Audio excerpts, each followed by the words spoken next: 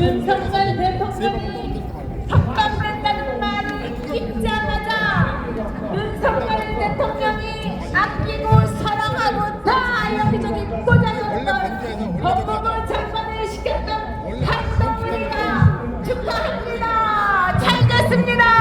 이렇게 SNS를 올린 거 여러분 다 보셨죠? 얼마나 가증스럽습니까? 얼마나 소름 끼칩니까? 얼마나 무섭습니까? 그 한동훈이 조정을 한 박세현 특수본이 끝까지 대검에 바짓가라리를 잡아서 윤석열 대통령이 나오지 못했던 것입니다, 여러분. 한동훈 뒤에는 누가 있었습니까? 이재명이 있었습니다, 여러분. 이재명과 한동훈이 몰래 만나가지고 38분을 그 아무도 모르는 이야기를 했습니다. 여러분 모르시죠? 그 일산 한동훈도 김놀림의 대망신하는 이재명도 절대로 얘기한 적이 없는 그 둘만의 38분 저는 압니다. 어떻게 하면 윤석열을 끌어내릴까? 어떻게 하면 윤석열을 탄핵시킬까? 어떻게 하면 우리들이 이 대한민국을 말아먹을까? 그 얘기했습니다, 여러분. 했습니다. 마침내 이 집안에 가스가 새고 있는데 가스 냄새가 대한민국에 진동하는데 가스 밸브 잠궈야지 이 대한민국 폭발하지 않습니다. 이 생각 하나로 윤석열 대통령이 12월 3일 계엄을 선포했습니다. 집안에 수돗물이 넘쳐 흐르는데 안 그러면 대한민국이 물바다가 되는데 내가 저 수도꼭지 잠궈야 되겠다. 그 생각으로 여러분이 뽑은 여러분이 부른 윤석열 대통령이 수도꼭지를 잠갔습니다, 여러분. 근데 그 일이 얼마나 힘든 일인지 여러분 아시죠? 이 상황에 계엄을 한다는 것은 권력을 갖고 있는 윤석열 대통령이 자신의 권력과 자신의 명예와 자신이 사랑하는 부인과 그 모든 안락함을 내려놓는다, 포기한다, 그 모든 것을 자신이 다 던진다는 것을 뜻합니다. 그런데 했습니다. 왜? 윤석열 대통령은 정말로 사랑하는 게 권력이 아닙니다, 여러분. 대통령이라는 자리가 아닙니다, 여러분.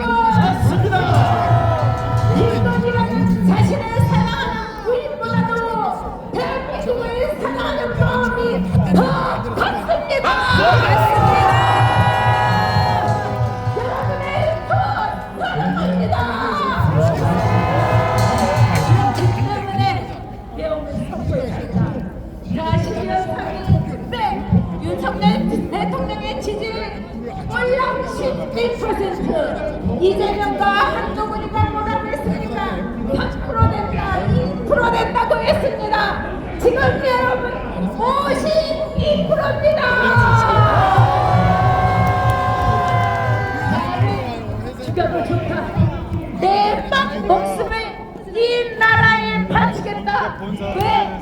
처음 아무것도 모르는 윤석열을 불러냈던 여러분이 윤석열 후보에게 요구하기 때문입니다. 너의 피와 너의 영혼과 너의 사랑을 우리들에게 달라, 대한민국에 바쳐달라고 윤석열 대통령에게 여러분이 요구했기 때문입니다.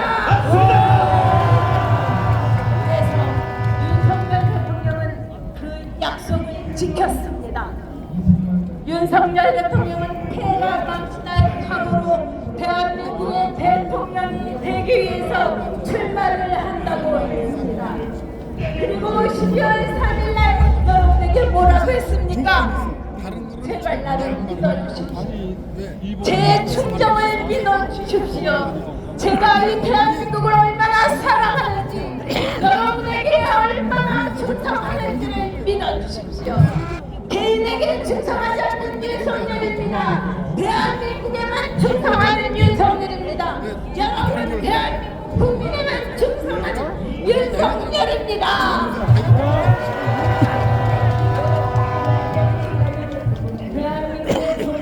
나이가 나중에 나도 이런 데나 나오지 안 그러면 언제 안 봐. 개혁을 하니까 나 영광인 것 같아요. 이 말했던 이 거짓의 부리를 한동훈과 박세영과 대한민국을 죽이려고 했던 이 이재명의 그 사악한 세력도 일거에 처절하겠다.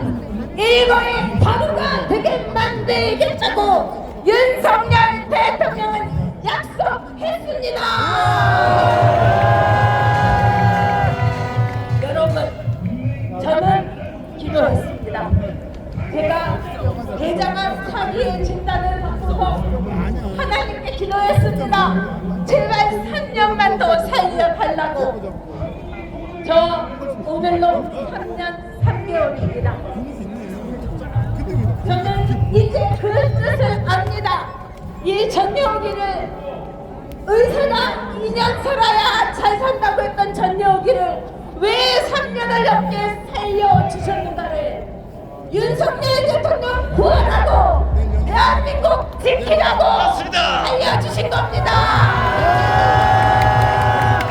여러분, 제 이 한 목숨 대한민국에 바치겠습니다. 여러분의 이 뜨거운 피 대한민국에 바쳐주십시오. 그리고 윤석열 대통령, 이제 더 이상 모욕과 굴욕과 질투와 손가락질이 아니라 우리 모두가 사랑한다,